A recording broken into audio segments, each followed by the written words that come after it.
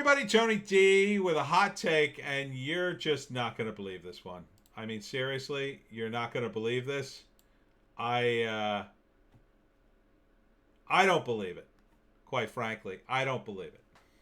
I'm going to show you this clip of Joe Biden if you haven't heard about it, and brace yourselves because this is what he basically says.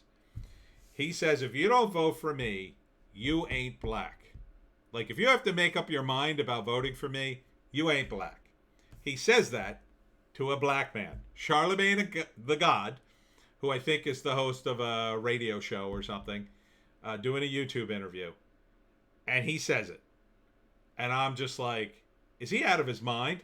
Has he lost it? Has he completely lost it? Is he trying to destroy his own campaign? That's really our time. I apologize. Oh, wait a minute. Let me see if I can get this thing up here. Okay.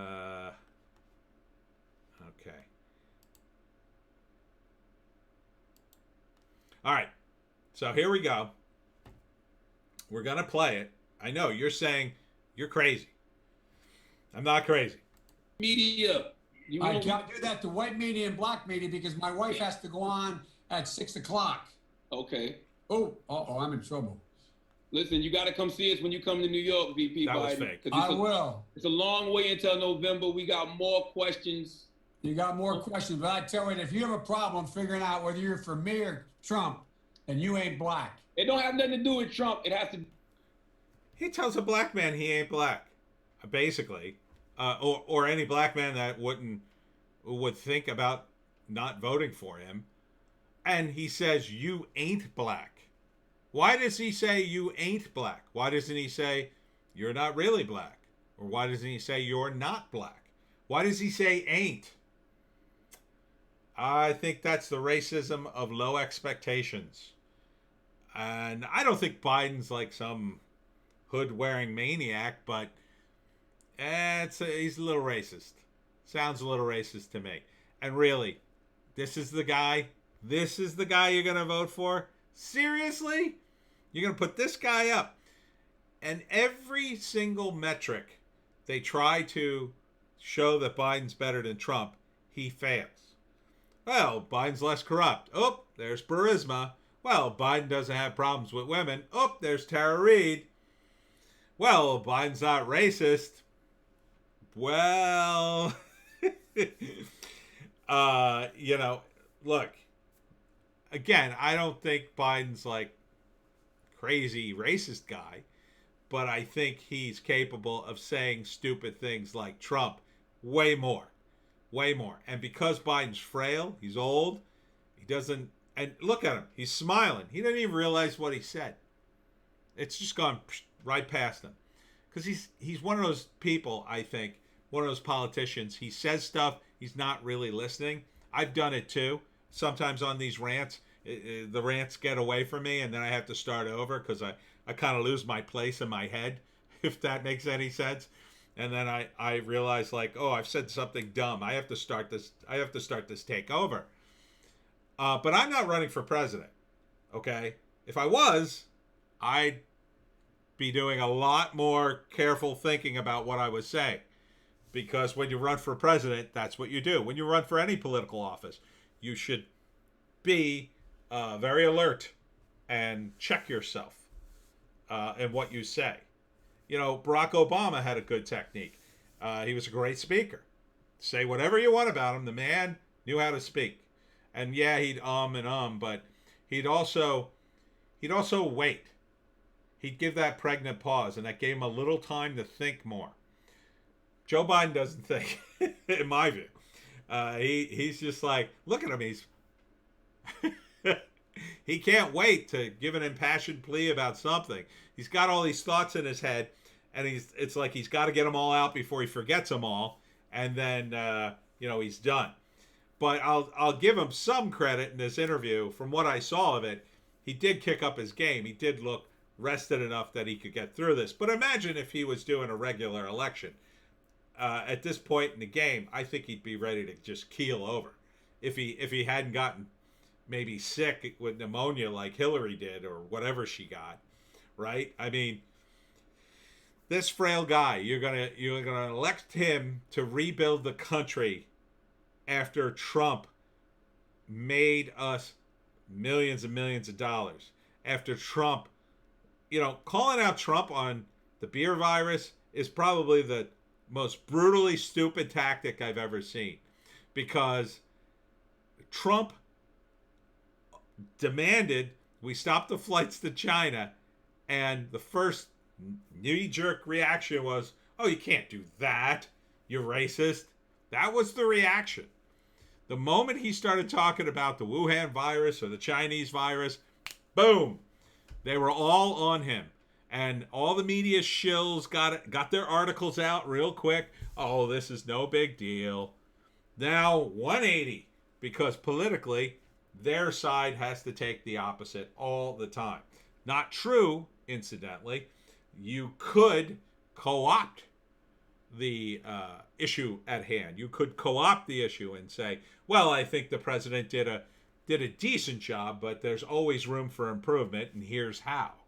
He didn't do X, Y, and Z. And, it's unfortunate, but some people died. See, if you couch it in those kinds of terms, then people see it as a reasonable critique, as opposed to, well, thousands of people died. And at one point, Biden goes, 36,000 people are dead because of him. Dead, dead, dead. Like, what are you, auditioning for a movie of the week?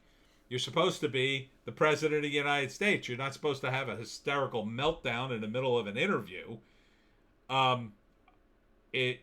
Trump being so practiced on television for many years, he knows exactly what to say pretty much at all times, right? He says, oh, this is very unfortunate, the invisible enemy, the virus. I mean, he couches it in terms that everybody can understand, and he always, always, always says something, about the people who died. He says stuff like that. He thanks the troops. He thanks the first responders. He thanks all those people. The handful of times he went out on his skis, he just got raped in the media. Joe Biden says this, barely any coverage, right? I mean, how much coverage did you get from this? I think Charlemagne the God did some interviews, and he seems to be a Biden supporter. I don't know. I haven't seen the interviews, but he seems to be a Democrat. Look, there's only so much media spin you could do for Joe Biden. At the end of the day, he has to make decisions. And he's a frail old man. Why are you putting him through this? You had other candidates that were younger. Pete Buttigieg seemed to be a competent guy. I don't know why you couldn't have him. Why must you put this frail old man up? I think part of the reason is the frail old man is going to step down. I think H.A. Goodman may be right. I think Hillary Clinton is coming. Hillary Clinton at the debates or at the convention, she may be the queen. She may be queen of the Dems. I don't think it'll be Mario Cuomo, mostly because Mario Cuomo is facing a brutal attack for his decision to put recovering beer virus patients in old folks' homes. And that caused a lot of problems, and a lot of people died, and a lot of people are furious. He's done too, by the way. So expect a Republican governor in New York and a Republican governor in New Jersey in the future. And if there's any justice in the world, probably one in California and in Michigan. Possibly Pennsylvania as well. Probably more than likely in Pennsylvania. They're really mad at Wolf. There's talk of impeaching him too. I say impeach them all. Impeach them all for this. They have all overstepped their bounds. And what is Biden doing? He's not weighing in on that important constitutional issue. Nope. He's too busy trying to be like cool and hip. Ugh. The face of desperation right there. Joe Biden. Smiling on an early morning interview, trying to gain some traction on some issue somewhere. There's so many issues he could gain traction on. It's ridiculous. Yet he doesn't tackle them. It'd be easy for him to say, well, I have got a health care plan that works, and Here's why I think the current health care plan can be better and Trump won't do, bupkis. That to me is like probably their best issue to run on, the Democrats. Really, the best issue would be the economy in terms of the amount of spending. But you've got Nancy Pelosi and most of the Democrats, they want to spend like 10 times the amount of money. They want to raise your taxes and spend even more. We are spending too much money now. That's my one critique of Trump all the time. He spends too much money. There's no way to pay for all this. And the Democrats are just like, well, he's not spending enough money. So they're no help in that area.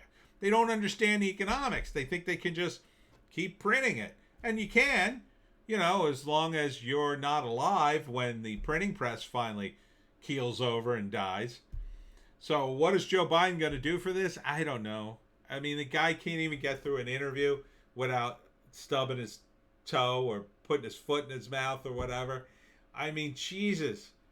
I saw a bumper sticker for Biden the other day, and I just thought to myself, what does that person see in Biden? What do you hate Trump so much that you would vote? Would you vote for like an inanimate carbon rod? Would you? I mean, wouldn't that be better in some respects? Wouldn't you at least know that the inanimate carbon rod wasn't doing anything, as opposed to Joe Biden, who will pretend to do things while really other people make all the decisions for him? Ugh. I can't get over it. The Democrats, as I called it, another new low this week. The continuing downward spiral continues. Goodbye, DNC.